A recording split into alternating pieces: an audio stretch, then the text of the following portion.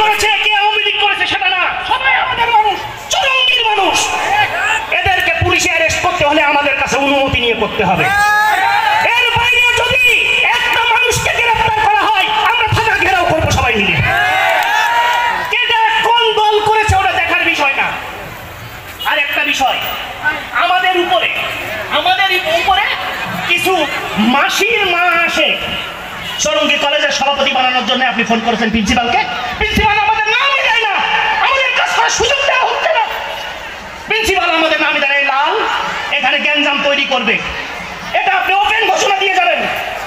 আর একটা কথা, এই চরঙ্গীর মানুষ আমরা অনেক অন্যায় করেছি, আমরা ছোট ছিলাম, আমরা বুঝিনি, আমাদের ক্ষমা করলেন, আমাদের সাথে থাকেন। আর একটা অন্যায় আমাদের দ্বারা হবে না। মেহেদী রুমির নেতৃত্বে এই চরঙ্গীকে শেখ সদরুদ্দিনের সবটা চরঙ্গী রূপান্তর করে দেবো ইনশাআল্লাহ।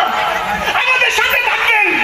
সবাইকে ধন্যবাদ জানিয়ে সৈয়দ মেহেদী আহমেদ রুমিকে নির্বাচিত করার আহ্বান জানিয়ে আমার বক্তব্য শেষ করছি।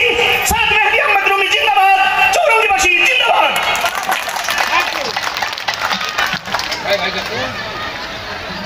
মাননীয় প্রধান অতিথি, আপনি জানেন যে কুমারখালী থানার মধ্যে চরঙ্গী মাধ্যম